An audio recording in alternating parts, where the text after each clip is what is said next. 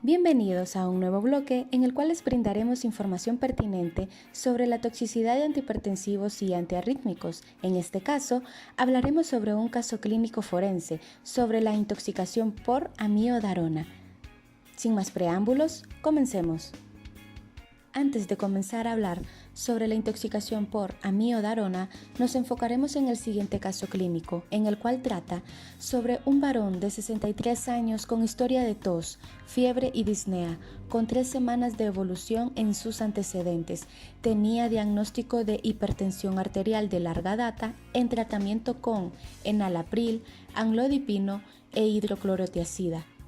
Negaba historias de diabetes mellitus, fiebre tifoidea, fiebre malta, hepatitis B o C y transfusiones previas. Había tenido varias hospitalizaciones por compromiso pleural con diagnóstico presuntivo de tuberculosis hace 20 años, recibiendo tratamiento por 12 meses, por infarto de miocardio agudo hace 6 años y por insuficiencia cardíaca descompensada hace 1 año y medio, en la que cursó con fibrilación auricular paroxística que revirtió a las 24 horas. Por este motivo, recibía amiodarona de 200 miligramos al día, medicación que continuaba hasta la actualidad. El paciente presentaba los siguientes síntomas: tos, disnea y fiebre. Se le realizaron múltiples exámenes de laboratorio, obteniendo como resultados los siguientes. Uno de los exámenes realizados muy importantes al paciente fue la radiografía de tórax, mostrando infiltrados intersticiales, predominantemente en vasos pulmonares. ¿Pero qué significa infiltrados intersticiales? Pues es el nombre de un grupo de enfermedades que causan inflamación o cicatrización de los pulmones, y esto hace que sea muy difícil de obtener suficiente oxígeno, y la cicatrización se llama fibrosis pulmonar. Continuando con la figura número 2, se realizó una tomografía de tórax que mostró infiltrados intersticiales bilaterales con patrón en vidrio, esmerilado en tercio medio e inferior a predominio de pulmón izquierdo. Conforme al vidrio esmerilado o deslustrado, pues se define como una opacidad o área de tenue aumento de la densidad pulmonar de distribución, a menudo parcheada y geográfica, que no se asocia al borramiento de las estructuras vasculares que contiene. Continuando con la figura número 3, en las bases se observó un patrón en panal de abeja con engrosamiento de los septos y bronquiectasias de tracción. Pero, ¿qué significa el panal de abeja? Pues este ayuda a describir en la radiografía simple de tórax la presencia de múltiples espacios quísticos aéreos de entre 3 a 10 milímetros de diámetro de paredes finas, y es un hallazgo que implica un estadio final de la enfermedad pulmonar. Continuando con la evolución del caso, el paciente tuvo los siguientes tratamientos. Principalmente inició con el tratamiento con oxígeno y el fármaco furosemida. También tuvo una antibiótico-terapia con ceftriaxona y claritromicina por 3 días, persistiendo con picos febriles, por lo que se cambió la cobertura antibiótica con otros 2 medicamentos, los cuales fueron ceftazidima y amikacina. Sin embargo, la evolución fue estacionaria, persistiendo con fiebre, disnea y requerimiento de oxígeno. El paciente tenía antecedentes de insuficiencia cardíaca y de fibrilación auricular paroxística, por lo que recibía tratamiento con amiodarona. Como pueden observar, en la imagen se encuentra un corazón sano y la imagen de un corazón con fibrilación auricular, pues esta se entiende con latidos cardíacos irregulares, es decir, enfermedad que se caracteriza por latidos auriculares descoordinados y desorganizados, y esto produce un ritmo cardíaco rápido e irregular.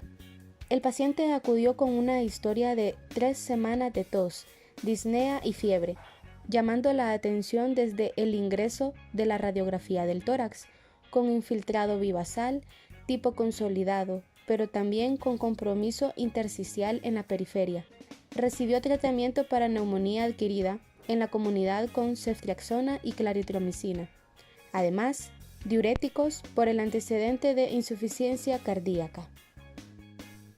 Por el antecedente de uso de amiodarona a dosis de 200 miligramos diarios por 1 año y medio y el compromiso intersticial que presentó el paciente, esta sería otra posibilidad diagnóstica de toxicidad pulmonar por amiodarona, en el que se describe infiltrados en vidrio esmerilado en la periferia, compromiso reticular en bases y zonas de atenuación aumentada por acúmulo de yodo en el parénquima pulmonar, simulando lesión tipo masa pulmonar solitaria. En esta enfermedad se encuentran células espumosas en el lavado bronquio alveolar, que son complejos de macrófagos con lípidos, que no son diagnósticas, puesto que también se encuentran en pacientes que reciben amiodarona pero sin cuadro de toxicidad pulmonar. Sobre el uso de antiarrítmicos debemos ser muy cautelosos. Su uso a largo plazo solo está recomendado en la fibrilación auricular paroxística, que es recurrente. Cuando se contempla el uso de antiarrítmicos, se debe evaluar la existencia o no de cardiopatía estructural. Si existe cardiopatía estructural, se puede subdividir en hipertróficas, coronarias o con insuficiencia cardíaca, donde lamentablemente, a pesar de su toxicidad, amiodarona es la de elección desde el punto de vista de efectividad.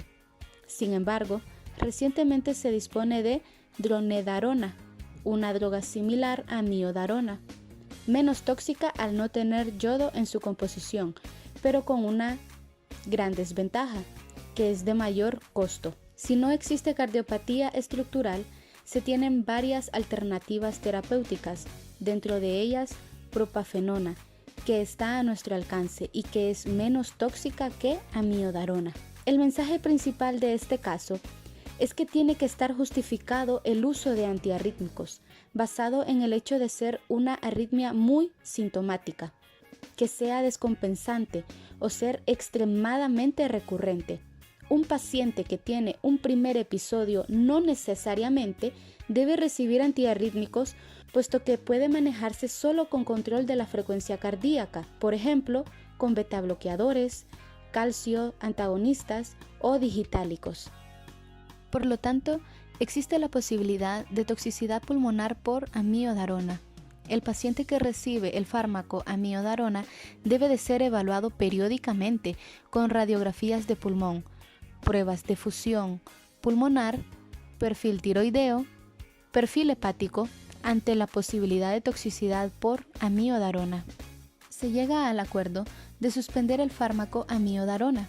En realidad, en la hospitalización anterior no existía indicación estricta para usar amiodarona, y por lo que hemos podido revisar en la historia clínica, el paciente no tuvo otros episodios de fibrilación auricular, por lo que no se justificaría el uso de terapia antiarrítmica. Se descontinuó la amiodarona y se inició con prednisona de 60 miligramos al día.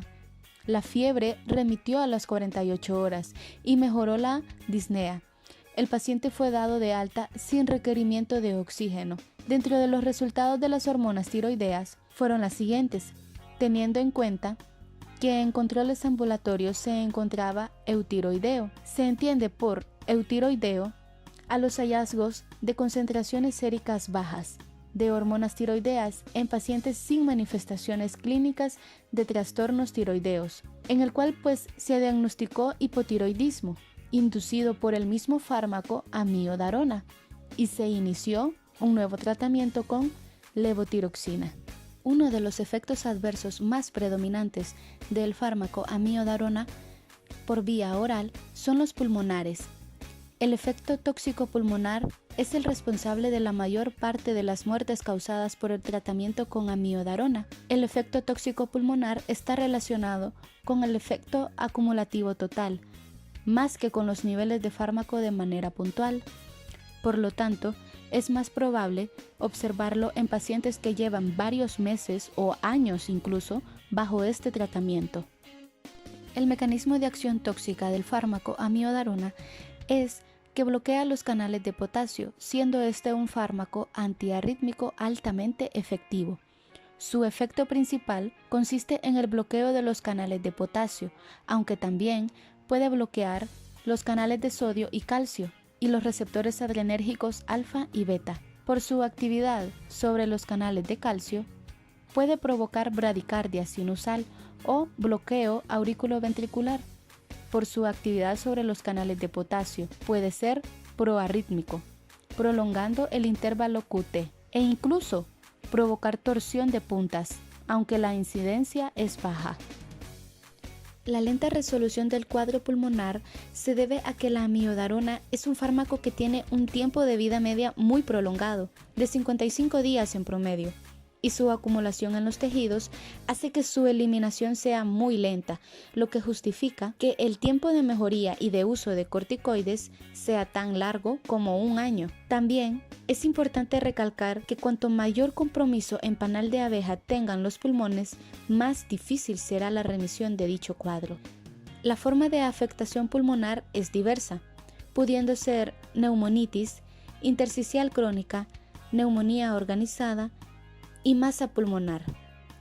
Clínicamente, la amiodarona se manifiesta como tos, disnea, a veces acompañados de dolor pleurítico, pérdida de peso y fiebre, como habíamos mencionado anteriormente. Y para concluir, queridos amigos, sobre el estudio de este caso clínico forense sobre la intoxicación por amiodarona, el tratamiento recomendado para el paciente fue suspender el tratamiento con amiodarona, considerando la terapia con corticosteroides, como ser el fármaco de prednisona de 60 miligramos al día, teniendo resultados significativos y eficaces para el paciente.